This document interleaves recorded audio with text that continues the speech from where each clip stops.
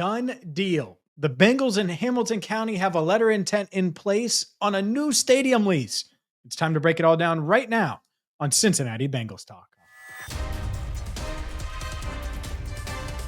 Hi again, everyone, and welcome into CBT. I'm James Rapien of BengalsTalk.com. Hit that subscribe button, ring the bell, join the 55,000 plus Bengals fans that have subscribed to CBT. We're closing in on 56,000. Goal 60,000 subscribers by week one of the NFL season. We'll see if we can get there. Make sure you check out our new sponsor as well, American Home Tech, AmericanHomeTech.com, for all of your roofing and home improvement needs. Let's dive into a big, eventful day. In the future of Paycor Stadium was, I don't want to say in doubt, but there were a lot of people in the area, in the Cincinnati area. I mean, every time I would get asked about the Bengals, it would come up like, hey, they aren't moving, are they? And I would always say no. And, there was that Chicago idea, which was just ridiculous. And there's the San Antonio Bengals and this and that. But there was a real question. Hey, are they going to stay in Hamilton County? Now, the county wanted to keep them. They wanted to stay. Was that going to happen? It is happening, ladies and gentlemen. And we have terms here. I got to be honest. I watched the county commissioners meeting, and I'm glad I'm not in politics. That is boring. And they probably think that sports are boring and that people like me are boring. That stuff is boring. But I watched it. I have a bunch of details here for you. And it's really good news. All right. So some details on the new lease agreement. The Hamilton County has agreed to pay a capped number. It's an 11-year lease. So through the 2036 season. So this year, which they were always going to be at Paycor this season at 2025, plus 10 more years, 11 years total. So that's number one. $350 million will go from Hamilton County to the stadium, to stadium renovations, a bunch of different things. And this could include new escalators. This could include elevators. This could include a bunch of different things throughout the stadium.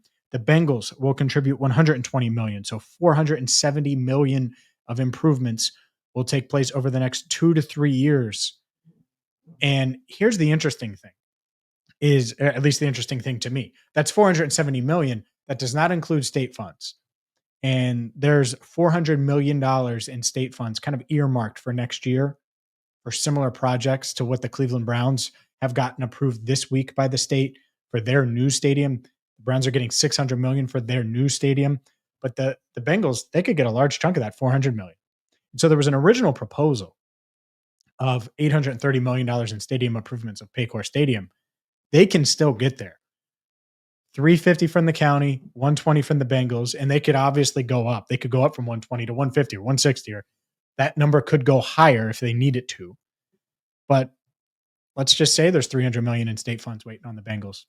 They haven't officially asked for that yet. I think they were focused here locally on the county and getting a deal done, getting a new lease done. So what other details are there, nooks and crannies are there in this lease? Well, it's an 11-year lease, like I said, beginning this year. And there are 5 2-year extension options up to 21 years total. So the first option is automatic if the team reaches 24th or better in NFL revenue. So I think that's going to happen. So we could be talking about an extension or two happening, or that extension happening and kicking in right away. They're going to do a bunch of different things to the stadium in general. But as far as parking revenue, 93% team, 7% county, stadium review after year 7 or earlier, according to the agreement. The county gains more control over the stadium. The last deal was like 90+% county handling all the maintenance and handling all of the things. It's not the case now. And so I think that's part of it. Now, there was that June 30th date that I've talked about a lot. That is out the door. Basically, what they've said is, hey, we've reached this letter of intent. Let's work out all the fine print and sign this lease extension. But let's not be under the gun of the June 30th deadline to do that. So this letter of intent means all of the big things are done. You just got to get everything on paper and get it signed, a new lease agreement. So this is as done as can be. The commissioners, they didn't vote on it, so clearly had already agreed to this, and this is simply about putting it on paper, putting it in writing, and getting both sides to sign and make it official. But it's huge news. It's huge news because, and a lot of you probably do remember how weird the 90s were. And it was weird because the teams stunk. NFL teams were moving. There was a real sense that the Bengals at one point could move. And Jeff Blake bursted onto the scene in the mid 90s, 95, when it really became the Shake and Blake era. And he started to grab Bengals fans. And that helped get that stadium deal over the line. It really did, because they stunk. And guess what? They stunk in 2000 and 2001 and 2002 when that stadium was brand new. And so what's really unfortunate is that stadium felt dated pretty much from the moment it opened. And so hopefully these things that they're adding and doing are going to continue to modernize it. And that's one thing that they described on that the county and the attorneys for the county described as this is a more modern lease. It's more, it resembles what other NFL leases across the league are and are currently are. And look, keeps the Bengals downtown. They wanted to stay downtown. They wanted to stay right where they were at. I think that they bent on some things and they knew they were going to have to, especially when compared to the last lease. I brought that up a few times. They crushed it on the last lease, and Hamilton County was very aware of that. Obviously, taxpayers very aware of that. That's something that the county knew going in. Hey, we are not going to let this happen again, where we just get stuck with a really bad deal.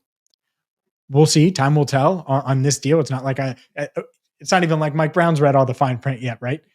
Because it's a letter of intent. So he's read that, of course. But I mean, the actual deal itself has not been officially signed. It will. It's going to get done. The thumbnail said done deal for a reason.